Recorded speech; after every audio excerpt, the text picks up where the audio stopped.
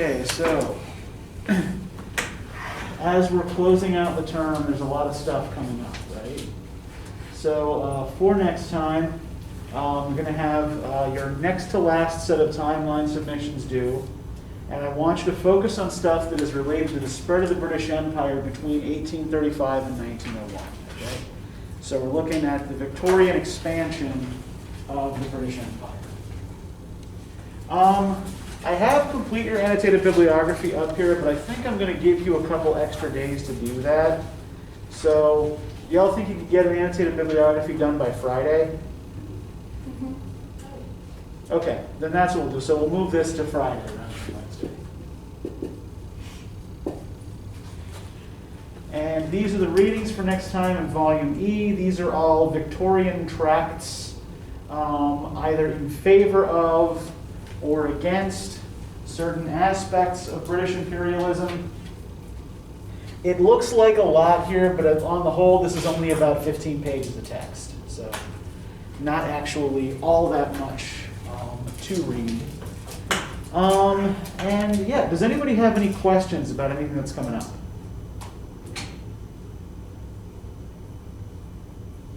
Okay, great. So I want to start today with an image. And this is the original frontispiece that is kind of like the first page in author portrait from Olaudah Equiano's book.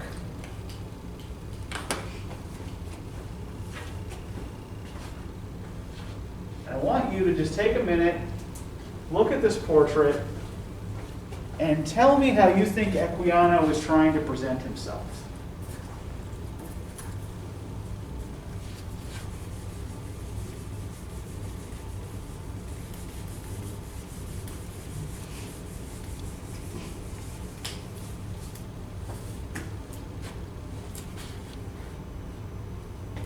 So what do we notice about the picture?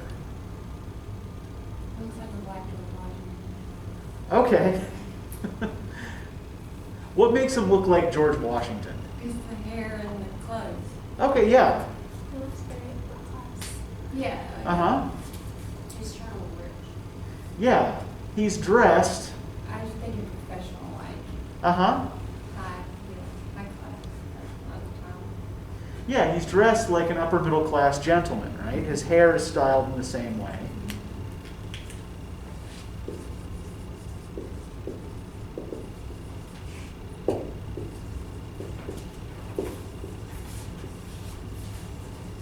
Right, he's got the jacket and waistcoat and the frilly cravat, right? The neckerchief. So beneath the portrait, right, is his name, Olaudah Equiano or Gustavus Vasa, the African, right? Is he presenting himself in this image as obviously African?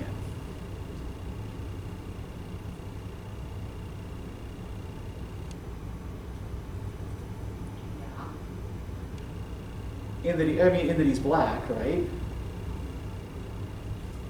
But he's dressed like an English gentleman, right? But at the same time, he verbally proclaims his identity on the very first page as African, right?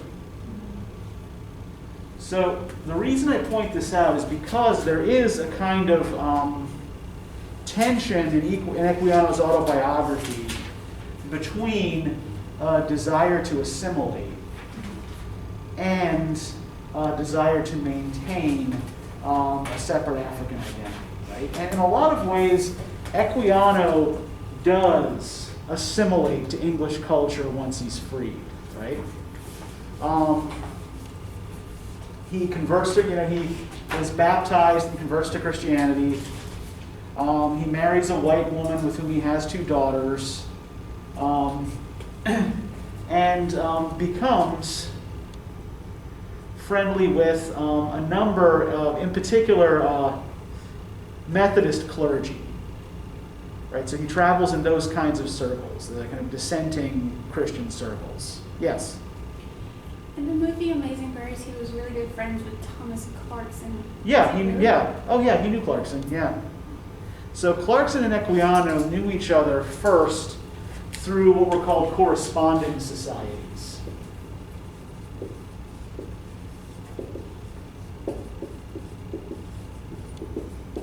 And these were a relatively new development in Britain in the 18th century that were made possible by a much more reliable public mail system.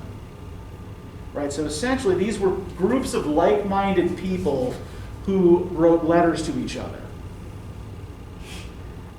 in which they communicated especially political and social ideas, right?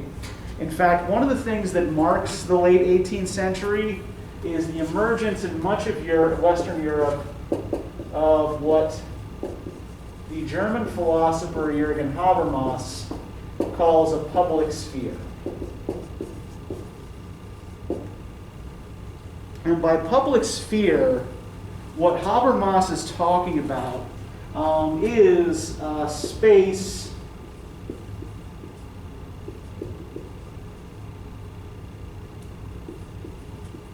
for vigorous public debate,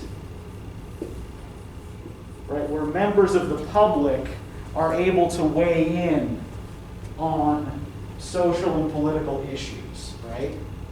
So corresponding societies made possible by a better mail system are just part of that emerging public sphere. Newspapers are another part of it.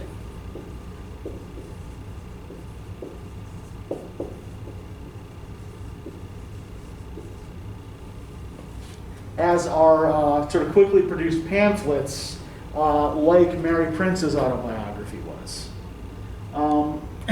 There are also actual physical spaces where people are gathering to participate in political activity. Coffee houses, for example, become very popular in this period, particularly with gentlemen of certain political and philosophical bent.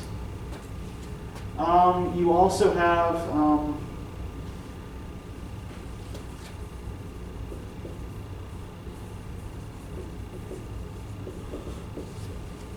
mass publication of books, right? Whereas, before, the publication of books, we could mechanically produce books from about the mid-15th century, right, with a printing press. But by the 18th century, it's becoming more practical to produce more of them more quickly for a larger audience because there's also expanding literacy.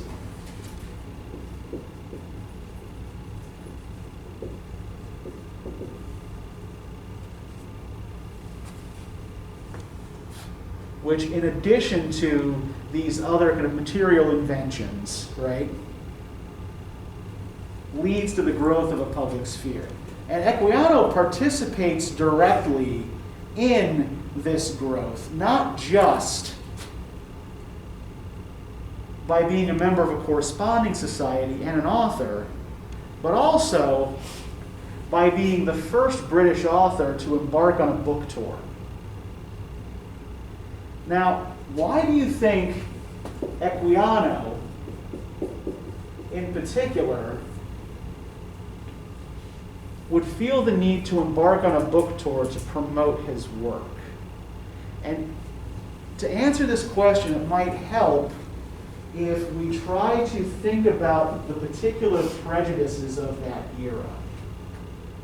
Just by the truth about slavery. Okay. Uh-huh. A lot of people probably wouldn't mind because they were afraid to. Uh-huh. I mean, the book was actually from the start a bestseller, actually.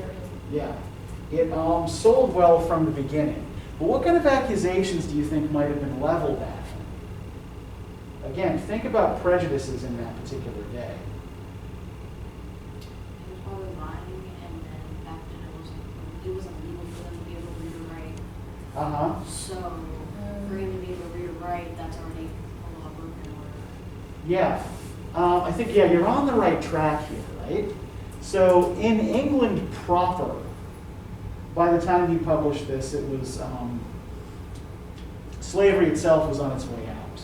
And laws against teaching a slave to read and write depended kind of from region, or varied from region to region. But he was often accused of not having actually written this himself, right? Of having been told what to write by somebody like William Wilberforce, right? You know, having a white abolitionist looking over his shoulder, telling him, this is what you say, or doing the writing for him and then just putting his face and picture on it, right? So in order to prove his veracity, right, that yes, he was an intelligent, eloquent person capable of writing his own book, he put himself directly in front of the public. Right, so this was also part of a kind of bid for respectability. And it cleared up any of the accusations that somebody else wrote it for. Exactly, yeah. It's like, you know, presenting this as his own work, right? You know, here I am in person, right? I wrote this, I'm going to read from it to you, and then we can talk about it. And yeah, so this really kind of starts the tradition of the authorial book tour, right? Which will become a bigger thing in the 19th century with Charles Dickens. Charles Dickens loved doing public readings.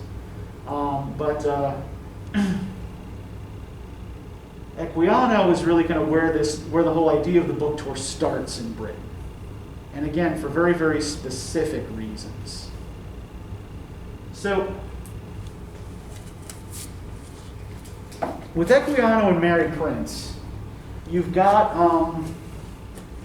two authors with very different levels of agency and very different levels of education, and in some ways speaking to different kinds of audiences, right? So Equiano, for example, publishes a book. Mary Prince's story is told in a pamphlet, which, you know, her story has to be dictated to someone else. And did you notice anything about the names in Mary Prince's account? What do you notice about the names, particularly the names of her former masters? Yeah, the names are struck out, right? That doesn't mean she didn't say them, right? They were struck out so they weren't like publicized. Yeah.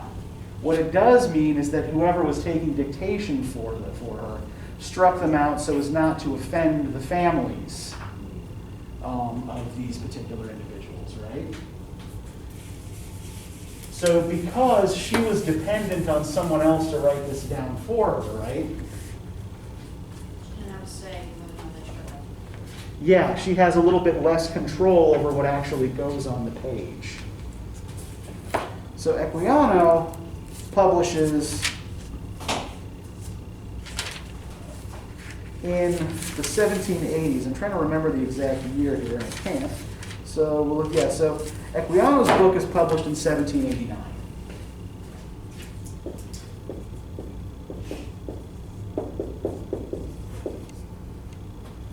Mary Prince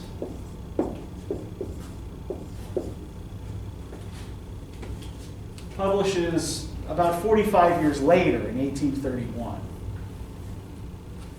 So the issues that Equiano talks about are still live ones when Prince is writing almost 50 years later. And in the meantime here, in between these two texts,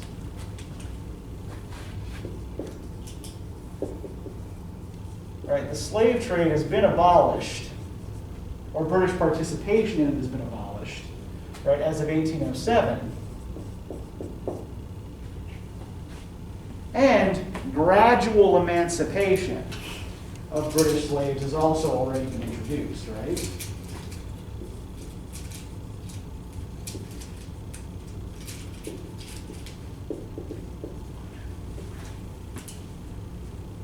But this hasn't helped Mary Prince or her husband who were still slaves in 1828. Now, Prince was also an interesting legal case, right? Because by the time she comes to England in 1828, slavery is illegal in England itself, but not in the West Indies where she was brought from. Right? She was born in Bermuda and had spent most of her early life there. So when she's brought to England, she is able to make the argument that English law makes her free because she's in a free country now. And she is able to legally break away from her master, and gets legal support from abolitionist societies and things like that, right? That were created as a result, in large part, of the efforts of people like Equiano in an earlier generation. So Equiano was involved, for example, with a group called the Sons of Africa,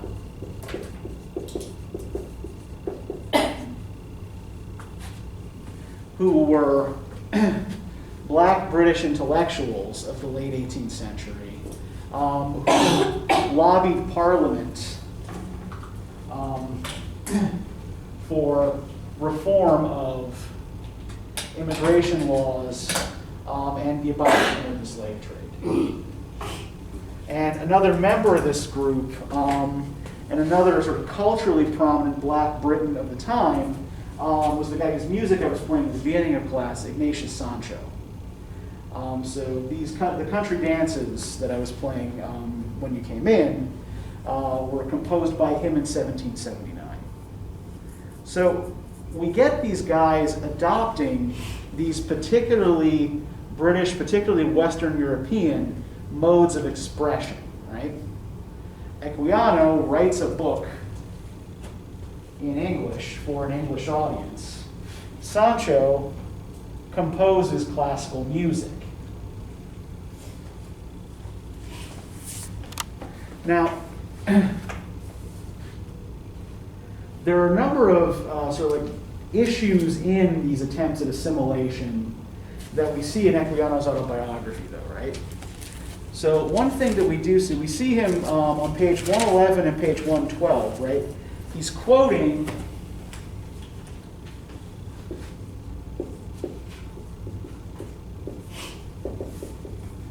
from the 17th century English poet John Milton's Paradise Lost. So are any of you familiar at all with Paradise Lost? That'd be a big old no? Okay. Was that a kind of sort of? Okay, so what do you know about Paradise Lost, Bethany? I've heard of it, but I couldn't tell you what it's about. Okay. Yeah, it's one of those really famous long English poems that is more talked about than actually read, right? So essentially, it's a long blank verse epic based on the first 2 chapters of Genesis. So Milton takes the first 2 chapters of Genesis and spins them out into about 300 pages of verse, right? It's about as much fun as it sounds like. Yeah, there are long passages of Paradise Lost that are very, very, very dull. And a few that are really incredibly evocative, right? But the basic point here is that just about any educated English person in 1789 would be familiar with Paradise Lost and would have read it and would have understood the references to it that Equiano was making, right? So this is one way in which he's presenting himself as an Englishman. But another thing that he's doing here is also kind of, while he's demonstrating familiarity with English culture, he's also showing something of his own kind of outsider status, because the passages that he quotes are spoken by or relevant to Satan, who is the poem's kind of ultimate outsider, right? The one who is cast out of the garden and looking for ways to undermine it, right? Yeah, and the whole thing is complicated in the poem, right? It's Read that in Bertlet 1. okay. Wasn't it from Satan's point of view? Much of the poem is from Satan's point of view, and one of the things that's weird about a poem by as religious an author as Milton is that Satan often seems to be the most sympathetic character. But yeah, he's genuinely angry about being displaced by the sun and by these new creatures that have been created and placed in this beautiful garden. And he that makes sense. He Yeah. befriends Mm-hmm. he befriends two some kind of non-worldly deities type things. Yeah. Uh-huh. It's all coming back to me now. Well, good. I'm glad. But yeah, the basic point here is that he's showing his knowledge of English culture and poetry, but there's a bite to it as well, right? No, he's doing it, and so he's kind of noting his own outsider, outcast status. Now, what did y'all notice about his narrative? Was there anything that you all picked up on or zeroed in on, like any particular patterns that you saw in this, or any passage that struck you as particularly interesting? Apparently his masters or whoever's taking care of him really liked him. Until.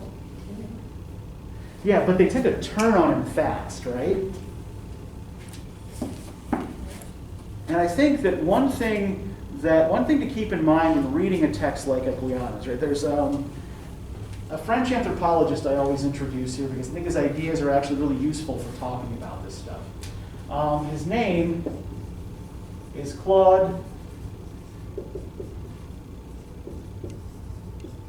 Meillassoux. I think I spelled that correctly, and I'm sure I didn't pronounce it correctly. But Pronounced correct. yeah, sure.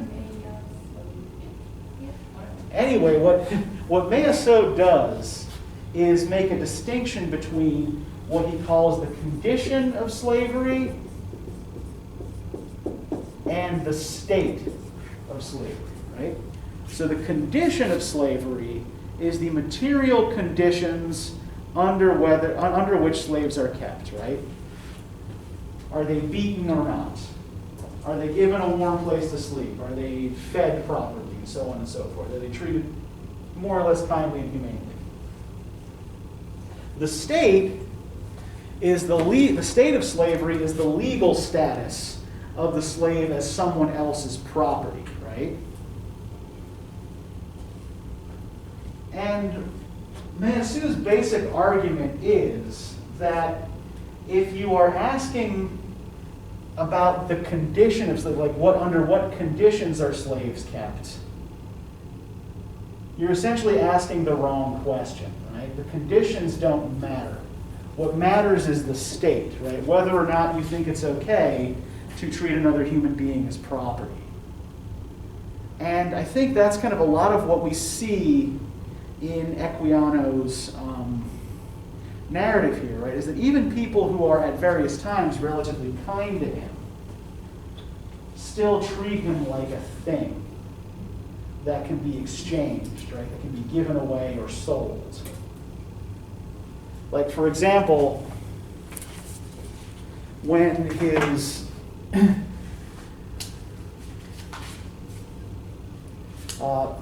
his master sells him to another ship's captain, right? If we look on page 110, actually, let's start. It starts on page 109 here, right? This gave me new life and spirits, and my heart burned within me. Bottom of the page. Well, I thought the time long till I obtained my freedom.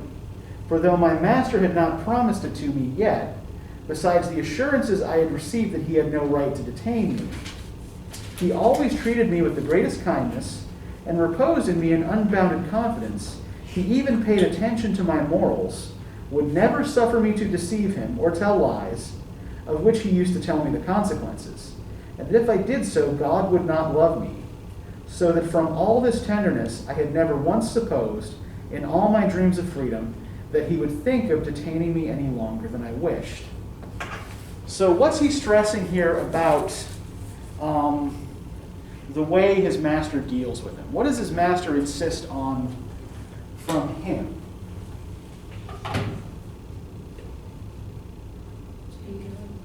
Yeah, to be good, right? To be morally... What's that? Like he's his child. Yeah, almost like a child, yeah. You know, be good, be honest, right? Be ethically upright. And he adds a kind of threat to that as well, right? That if you don't, then God will not love you. You know, exactly the kind of thing that a particularly scary or overbearing parent, right, might say to a child. In pursuance of our orders, we sailed from Portsmouth for the Thames and arrived at Deptford the 10th of December, where we cast anchor just as it was high water. The ship was up about half an hour when my master ordered the barge to be manned, and all in an instant, without having before given me the least reason to suspect anything of the matter, he forced me into the barge, saying I was going to leave him, but he would take care I should not. I was so struck with the unexpectedness of this proceeding that for some time I did not make a reply, only I made an offer to go for my books and chest of clothes, but he swore I should not move out of his sight, and if I did, he would cut my throat, at the same time taking his hanger. I began, however, to collect myself, and plucking up courage, I told him I was free, and he could not by law serve me so.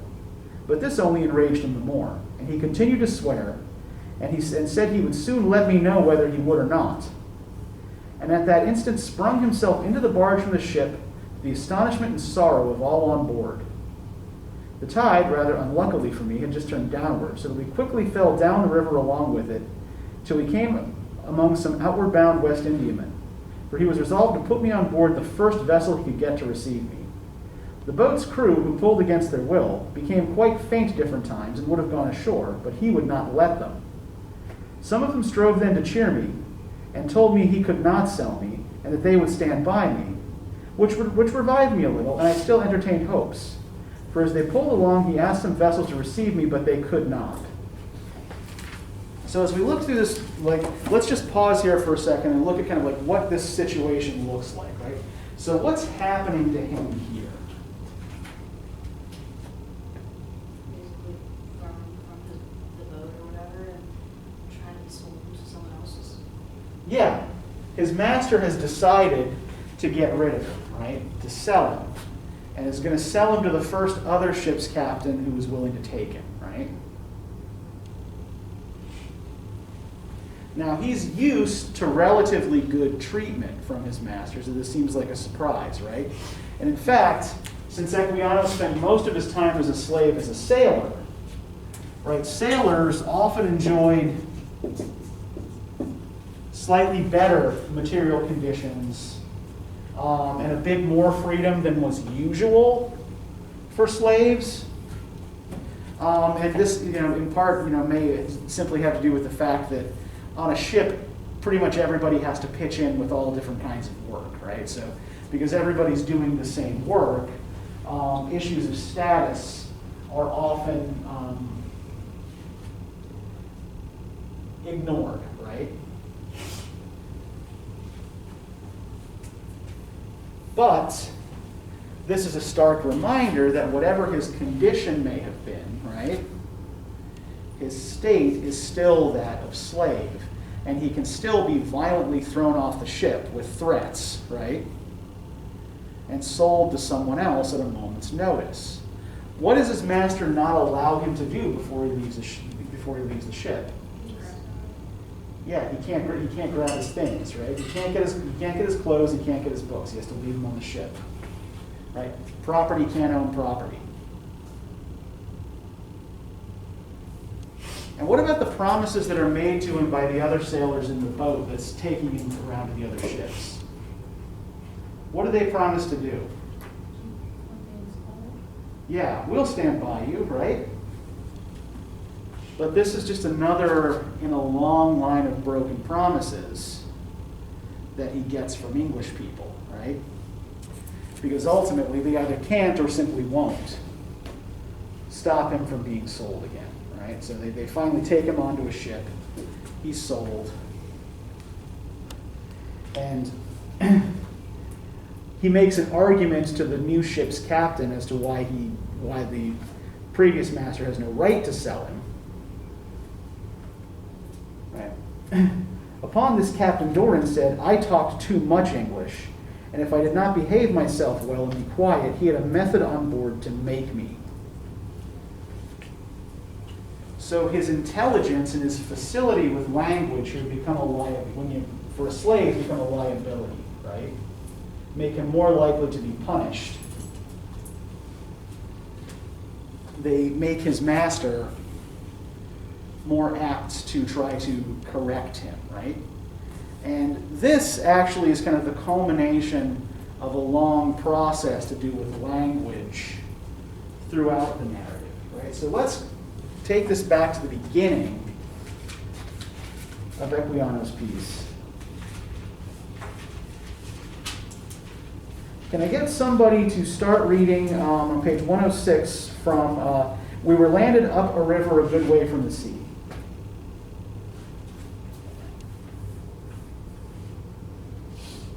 We were landed up a river a good way from the sea, about Virginia County, where we saw few or none of our native Africans, and not one soul who could talk to me. I was a few weeks weed grass and gathering stones in a plantation, and at last all of my companions were distributed different ways, and only myself was left. I was now exceedingly miserable, and thought myself worse off than any of the rest of my companions, for they could talk to each other, but I had no person to speak to that I could understand. In this state I was constantly grieving and pinning and wishing for death rather than anything else. While I was in this plantation, the gentleman to whom I supposed the estate belonged, being unwell, I was one day sent for to his dwelling, affrighted at some things I saw, and the more so as I had seen a black little slave as I came through the house who was cooking dinner, and the porridge was fully loaded with various kinds of iron machines. She had one particularly on her head which locked her mouth so fast that she could scarcely speak, and could not eat nor drink. I was much astonished and shocked at the contrivance, which I afterwards learned was called the iron muzzle. Okay, let's pause here for a second, right? So, what's his chief complaint as he's brought to this place? What's the thing that worries and frightens him the most? The iron muzzle, the way the women are treated. Okay, yeah, there's the iron muzzle, right? But that's like even before he sees the woman with the iron muzzle. You didn't have nobody to talk to. No one to talk to, right? Now, why can't he talk to anyone? Nobody speaks language. Yeah. Right, so they brought slaves to this place from all different parts of Africa, right? They all speak different languages. And one of the strategies that was often used was to divide up people from different parts of, different countries, different nations. So they couldn't speak to each other. Exactly, so they couldn't communicate with each other and, perhaps, thus, revolt, right? Or plan a revolt. Yeah, but then how do you tell them what to do? I don't understand. That doesn't make any sense. Yeah, well, a lot of things you can communicate through simple miming, I right? guess, but still. Yeah, like if you don't want them to do anything particularly But complicated. you've taken them from somewhere, they're Yeah. scared. How are they? I would be too scared to understand what you're telling me. You know what I mean? Yeah. Well, and we also kind of see, like with, later on when he refuses to allow his name to be changed, right? He's beaten, right? So, if, when they don't obey, when they're shown what to do, then, I would have been adopted. so yeah, it's, Because I wouldn't have picked up on what they were Mhm. doing. Because I would just be scared. yeah. And, a lot did. I know, sure. Yeah. But yeah, so he has no one to talk to, no one who speaks his language here, right? And then I think the iron muzzle is important along this same theme, right? Because essentially what does it prevent the woman from doing? Speak. Yeah, it prevents her from speaking, right? It's a silencing device.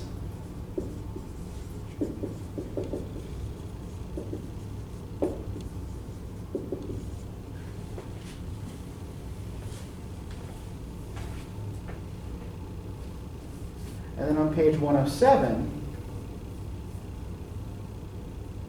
right, while I was on board this ship, my captain and master named me Gustavus Vasa.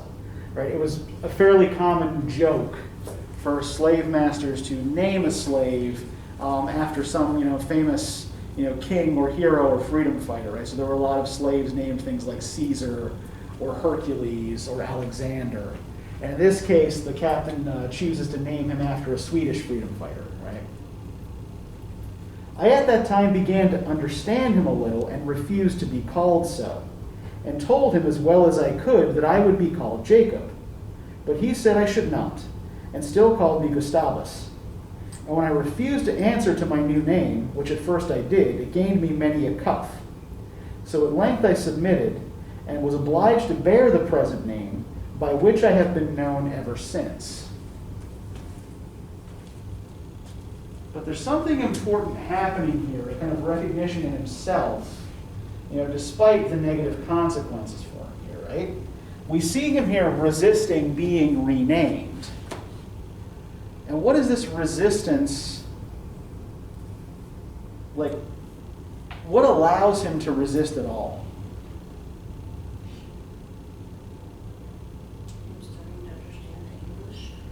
Yeah, as he's getting a handle on language, right? As he's getting a handle on English speech, it gives him the confidence to push back, right?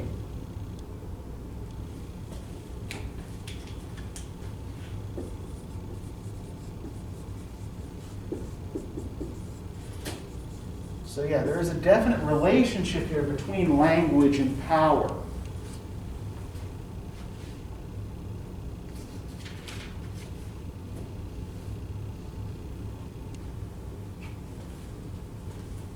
And this is at the root of Captain Doran's complaint, right? This guy speaks too well. He's too intelligent. He's going to be a problem. But at the same time, like, his relationship to reading and writing and to language is always going to be, on some level, an imperfect one, right? And I think that's part of the point of the talking book episode that I asked about in the quiz question. So can I get one of you to read page 108, the paragraph in the middle of the page that starts with, I had often seen my master and Dick employed in reading. I had often seen my master and Dick employed in reading, and I had a great curiosity to talk to the books, as I thought they did, and so to learn how all things had a beginning. For that purpose, I have often taken up a book and have talked to it, and then put my ear to it when alone, in hopes it would answer me. And I have been very much concerned when I found it remained silent. Okay, thank you. So, this is the culmination of two different strands in the narrative, right? One is the way he tends to deal with unfamiliar objects, right? So, for example, when he's in his master's chamber fanning him, and he sees the picture and the clock, right? He doesn't know what these things are, and they frighten him. So he puts them into a familiar frame of reference. Okay, the picture must be some kind of fetish that the white people use to preserve their dead, right? Things like that. When it snows on the deck, he's never seen snow before, so he assumes it must be salt, right? So what he's using here is the language of sensibility, right? This 18th century literary approach that's concerned primarily with conveying sense impressions, right? And he's using this to defamiliarize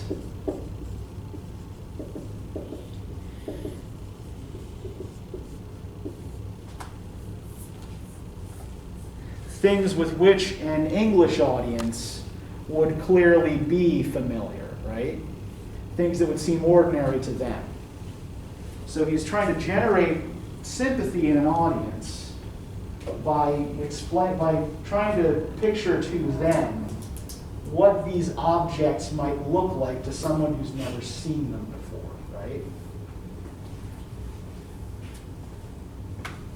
But at the same time, this also links up with the fact that he can't, however hard he tries, he can't quite master the codes of English language, culture, and religion, right? So what does he think is supposed to happen when he picks up the book? What does he think his master and his friend Dick are doing when they pick up a book? Having conversations. Yeah, talking to it, right? Having a conversation with it, yeah. And so he expects that he can pick it up and listen to it, and it'll talk to him too, right? But he says it doesn't. And what's weird about this is that here we've got a guy who clearly can read and write, right, in English, fluently and indeed eloquently. But what's funny about the tense of his statements about the talking book? Is this in past tense? Yeah, it's all present tense. So what does that suggest about his relationship to the book?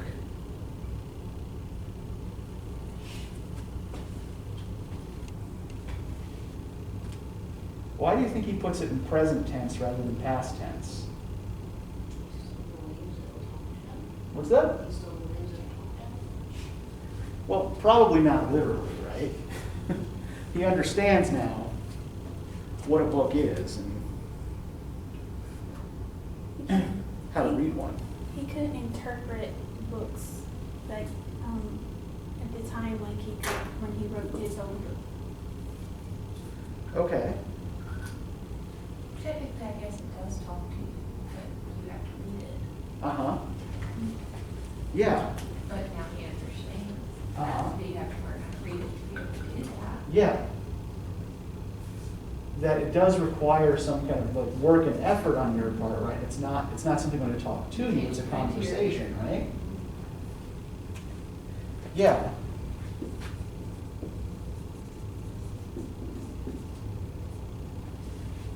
But I think in addition to that, I think there is also still a sense that however hard he tries, he's always missing something, right? That his relationship to the book is never going to be the same as his master's or Dick's, right? That he is never going to be able to form that same kind of rapport with the book.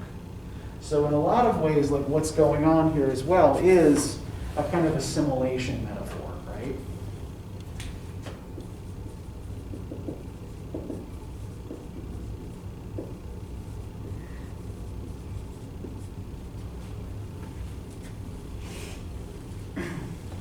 That his inability to understand the speech of the book is indicative of his inability to perfectly assimilate into a society that continues to regard him as different and other, right? And that continues to remind him that he is different and other. So let's shift from here to the Mary Prince piece.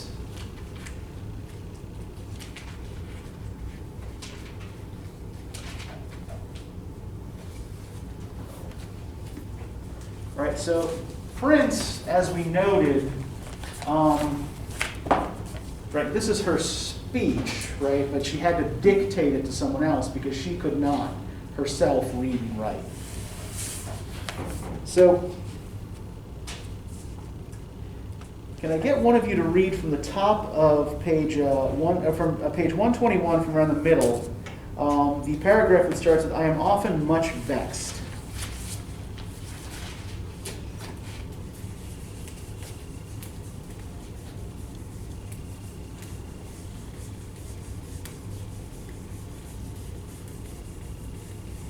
often much respect. Thank you. And I feel great sorrow when I hear some people in this country say that slaves do not need better usage and do not want to be free. They believe the foreign people who deceive them and say slaves are happy. I am not so. How can slaves be happy when they have the halter around their necks and the whip upon their back, and are disgraced and thought no more of than beasts, and are separated from their mothers and husbands and children and sisters, just as cattle are sold and separated? It is happiness for a driver in the field to take down his wife or sister or child and strip them and whip them in such a disgraceful manner. Women that have had children exposed in the open field to shame. There is no modesty or decency shown by the owner to his slaves. Men, women, and children are exposed alike. Since I have been here, I have often wondered how English people can go out into the West Indies and act in such a beastly manner. But when they go to the West Indies, they forget God and all feeling of shame. I think since they can see and do such things. Okay, let's pause here for a second, right? So does any of this sound kind of familiar? What's she making a distinction between? Like, what's she noticing is different when she's talking about English people?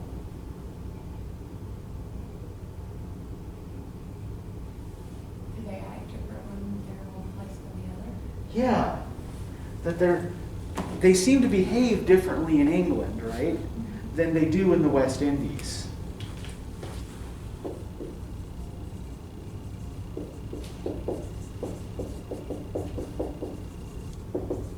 Right, in England, where slavery is not legal by 1831,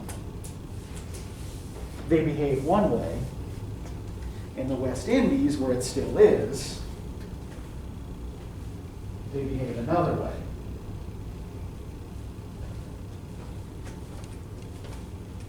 Now,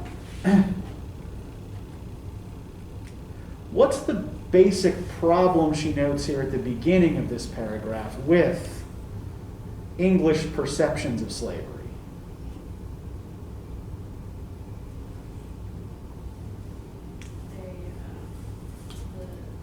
They say the slaves are happy.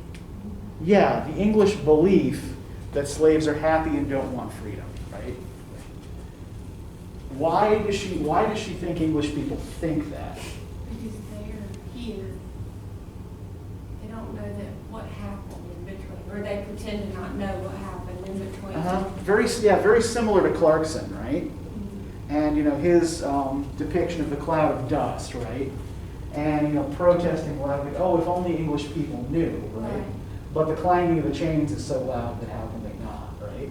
They only see that the slaves have work and they do this all day. What Uh-huh. would they do if they didn't have this? Yeah, and who are they listening to about the conditions under which slaves are held? The slave masters. Yeah, they're listening to the West Indian planters, right? Who are you going to believe? The slave Well, yeah, or yeah. the white man? Yeah, and the guy who's Giving your slave. yeah, the guy whose wealth is dependent on slave labor, right? Of course he's going to say they're happy and don't want to be free, right? The world man. Yeah. Human nature. Mm-hmm. Yeah, no, I mean, it is bloody depressing. It is. And, Prince finds herself in England more or less permanently separated from her husband and family in a kind of bind here, right? If she goes back to the West Indies, where her husband, who is not free, still is, then she is also no longer free, right? If she leaves English soil to go back to an English colony, she's enslaved again. However, he can't leave Bermuda on his own because he's still a slave. The only reason she is free is because of a legal technicality that her master wasn't aware of, that she was then able to use to her own benefit. So the only recourse she has is to try to essentially inflame public opinion against slavery, right, to change the law. Well, she can make a friend and get them to go buy it and bring it back. Right. And then he would be free. Sure. Yeah. Sounds dangerous. It's a, Yeah, yeah. but I'm just saying, like, No, yeah. not only all Mhm. And that sort of thing did happen as well. Yeah, there were abolitionist societies that would, raise money to buy slaves and then immediately free them. The problem was they often had a hard time raising enough money. And the other problem was that a lot of white abolitionist societies also, while they didn't approve of slavery, they also often didn't really want a lot of free black people roaming around Britain or the Americas either. So, there was a scheme for, like, I don't know if you guys know anything about the founding, for example, of the country Liberia in Africa. Liberia was actually founded by freed slaves from the United States. They were purchased and set free by an abolitionist society that then sent them back to Africa, where the vast majority of them had never been. You're sure of that, man. Yeah. Yeah. But so Prince's pamphlet does help by 1833 to get slavery abolished throughout British dominions. By not only kind of raising awareness of the problem, but inflaming public opinion about it, making it something people can't ignore anymore. And what we're going to see is a lot of that energy now transferred in the Victorian period into imperial expansion. So in particular, the slave trade was dependent not on control of Africa, but on trade with Africa. And what is going to happen as the slave trade dissolves, European nations, in particular England and France, are going to start carving out territory in Africa, adding to their territories in Asia and the Americas as well. So that's what we're going to be looking at next time. So does anybody have any questions about anything as we continue down this thoroughly depressing road for the remainder of the week? Things will look a little bit brighter next week. Let me give you the reading questions for next time.